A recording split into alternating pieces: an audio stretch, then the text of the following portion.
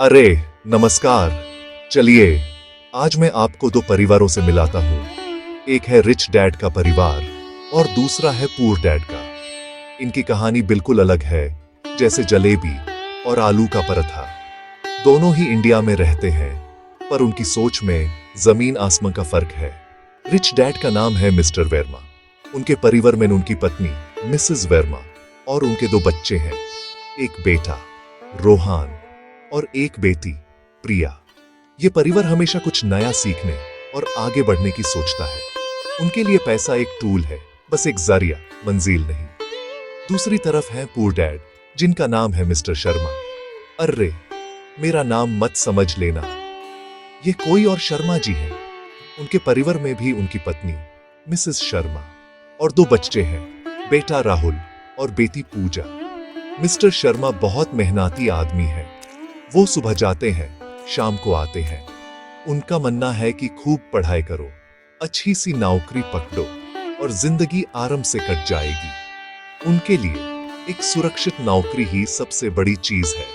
वो अपने बच्चों को भी यही सिखाते हैं। दोनों पापा अपने बच्चों से बहुत प्यार करते हैं, बस प्यार जताने का तरीका अलग है। अब देखिए, मिस्टर वर्मा यानी रिच डैड एक बिजनेसमैन है। उनका अपना काम है। वो कहते हैं नौकरी मत ढूंढो, नौकरी देने वाले बनो। उनके बच्चे रोहान और प्रिया बचपन से ही अपने पापा को बिजनेस की बातें करते सुनते हैं। वो देखते हैं कि उनके पापा कैसे रिस्क लेते हैं, कैसे नए आइडियाज पर काम करते हैं। उनके घर का माहौल ही ऐसा है जहां पैसे को लेकर खुलकर बात होती है। मिसेस वर्मा भी उनके बिजनेस में उनका साथ देती है। ये एक टीम की तरह काम करते हैं।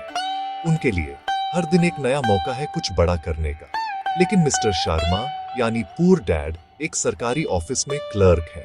उनकी एक पक्की सैलरी है जो हर महीने टाइम पर आ जाती है। उनके लिए ये सुरक्षा ही सब कुछ है। वो अपने बच्चों राहुल और पूजा से कहते हैं, बेटा अच्छे नंबर लाओ, टॉप करो, फिर बड़ी कंपनी में जॉब मिल जाएगी, जिंदगी सेट हो जाएगी। उनके घर में पैसे की बात तभी होती है जब कोई जरूरत हो या जब महीना खत्म होने पर थोड़ी तंगी हो। वो डरते हैं कि उनके बच्चे कोई रिस्क न लें। उनका सपना है कि उनका बेटा इंजीनियर बन जाए और बेटी टीचर।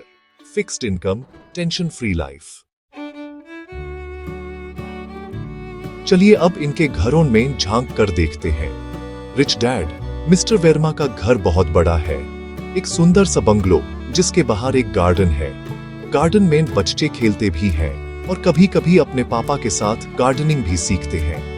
उनके पास दो बड़ी गाड़ियां हैं। घर के अंदर सब कुछ मॉडर्न है, नया फर्नीचर, बड़े बड़े कमरे। लेकिन इससे भी जरूरी बात यह है कि उनके घर में एक बड़ी सी लाइब्रेरी है। उसमें बिजनेस, सेल्फ हेल्प और दुनिया भर की किताबें हैं।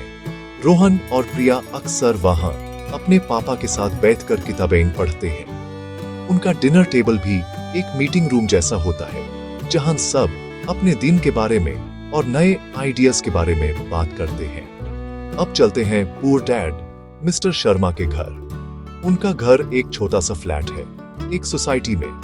घर साफ सुथरा है, लेकिन जगह थोड़ी कम है। उनके पास एक पुराना स्कूटर है, जिस पर मिस्टर शर्मा ऑफिस जाते हैं। परिवार में प्यार बहुत है। मिसेस शर्मा घर को बहुत अच्छे से संभलती है। राहुल और पूजा एक ही कमरे में रहते हैं और वहीं पढ़ाई करते हैं। उनके घर में टीवी सबसे ज्यादा चलता है। शाम को सब साथ बैठकर टीवी सीरियल्स देखते हैं। यहाँ पैसे की कमी कभी कभी दिखती है, जैसे जब बच्चों को स्कूल ट्रिप पर जाना हो तो मिस्टर शर्मा को सोचना पड़ता है। रिच डैड के बच्चे रोहन और प्रिया अपनी पॉकेट मनी खुद कमाते हैं। मिस्टर वर्मा उन्हें घर के छोटे मोटे काम के लिए पैसे नहीं देते। वो कहते हैं पैसे कमाने के लिए कोई प्रॉब्लम सॉल्व करो। तो रोहन ने अपनी सोसाइटी के लोगों की कर साफ करना शुरू कर दिया और प्रिया ने अपने से छोटे बच्चों को ट्यूशन पढ़ाना। इससे उन्हें पैसे की कीमत समझ आई। वो सीख गए कि मेहनत से पैसा कैसे बनता है। वो अपने पैसों से छोटी छोटी चीजें खरीदते हैं या उन्हें इन्वेस्ट करना सीखते हैं। उनके पापा उन्हें शेयर मार्केट और म्यूचुअल फंड्स के बारे में भी बताते हैं। पुअर डैड के बच्चों राहुल और पूजा को पॉकेट मनी मिलती है, लेकिन वो फिक्स्ड होती है। उन्हें हर हफ्ते कुछ पैसे मिलते हैं, जिससे वो अपनी चॉकलेट या चिप्स खरीदते हैं। उनके पापा मिस्टर शर्मा उन्हें कहते हैं, फालतू खर्च मत करो, पैसे बचाओ। लेकिन वो ये नहीं बताते कि बचाए हुए पैसों का क्या करना है। तो राहुल और पूजा अपने पैसे गुल्लक में डाल देते हैं। उनके लिए पैसा बचाना ही सबसे बड़ा फाइनेंशियल लेसन है। उनका सपना है कि जब वो बड़े होंगे तो उनके पास एक ऐसी नौकरी होगी जिससे उन्हें पैसे बचाने के लिए इतना सोचना ना पड़े। रिच डैड की पाठशाला यानी उनका सिखाने का तरीका बिल्कुल प्रैक्टिकल है। मिस्टर वर्मा कहते हैं कि स्कूल आपको सिर्फ पढ़ना लिखना सिखाता है, पैसे की समझ नहीं देता। इसलिए वो अपने बच्चों के फाइनेंशियल टीचर खुद हैं। वो रोहान और प्रिया को अपने साथ बिजनेस मीटिंग्स में ले जाते हैं। वो उन्हें सिखाते हैं कि एसेट और लायबिलिटी क्या होती है। बिल्कुल सिंपल भाषा में, एसेट वो चीज है जो तुम्हारी जेब में पैसा डाले और लायबिलिटी वो चीज है जो तुम्हारी जेब से पैसा निकाले। जैसे एक घर जिसे किराए पर दिया है वो एसेट है, और एक बड़ी कार जिसके लिए हर महीने ईएमआई भरनी पड़ती है वो लायबिलिटी है। मिस्टर वर्मा अपने बच्चों को रिस्क लेना भी सिखाते हैं। वो कहते हैं, जिंदगी में सबसे बड़ा रिस्क है कोई रिस्क ना लेना। वो रोहान और प्रिया को छोटे छोटे बिजनेस शुरू करने के लिए एनकरेज करते हैं। अगर वो फेल हो जाते हैं तो मिस्टर वर्मा उन्हें डांटते नहीं, बल्कि वो उनके साथ बैठकर डिस्कस करते हैं कि गलती कहाँ हुई और उससे क्या सीखा। उनके लिए फेलियर सफलता की सीढ़ी का पहला कदम है। वो कहते हैं, अमीर लोग पैसे के लिए काम नहीं करते, बल्कि पैसा उनके लिए काम करता है। इसका मतलब है इन्वेस्ट करो ताकि तुम्हारा पैसा और पैसा बनाए। दूसरी तरफ पुअर डैड की पाठशाला थोड़ी अलग है। मिस्टर शर्मा का मानना है कि पढ़ाई ही सब कुछ है। वो राहुल और पूजा को हमेशा कहते हैं, खूब पढ़ो, स्कूल में फर्स्ट आओ। उनके लिए अच्छे ग्रेड्स एक अच्छी नौकरी की गारंटी है। वो पैसे के बारे में बात करने से कतराते हैं। उन्हें लगता है कि यह बच्चों के सिखाने की चीज नहीं है।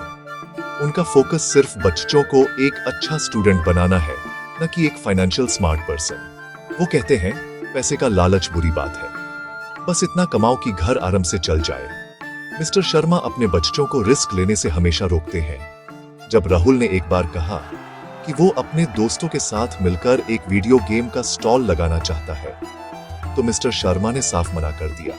उन्हें डर था कि इससे राहुल की पढ़ाई खराब हो जाएगी और पैसे भी डूब जाएंगे। उनकी फिलॉसफी है, देखो बेटा, हमारे पास गंवाने के लिए पैसे नहीं है, तुम बस अपनी पढ़ाई पर ध्यान दो, यही तुम्हारा सबसे बड़ा इन्वेस्टमेंट है।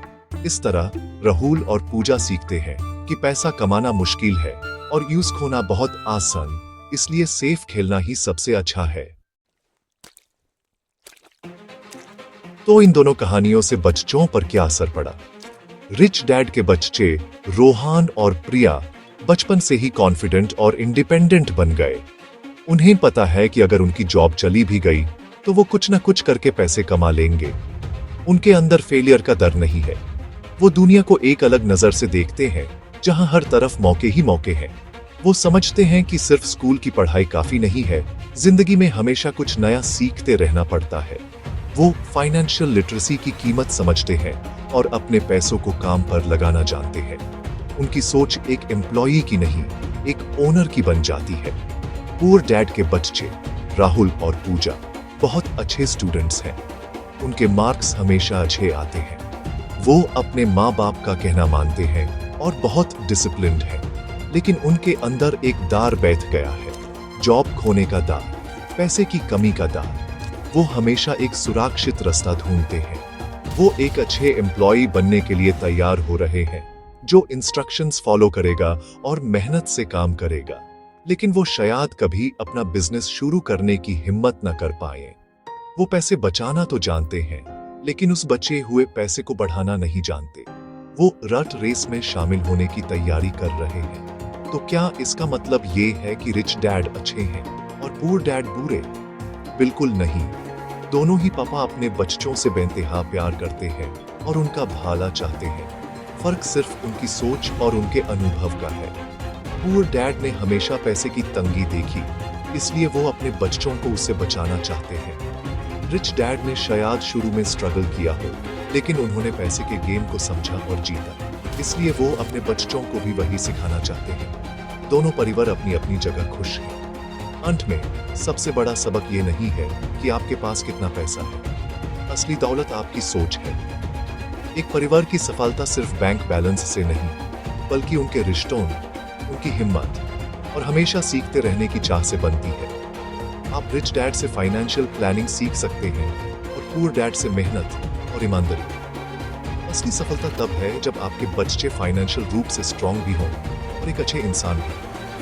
क्योंकि भाई साहब, शो के एंड में हंसी और खुशी ही मैटर करती है ना? चलिए मिलते हैं ब्रेक के बाद।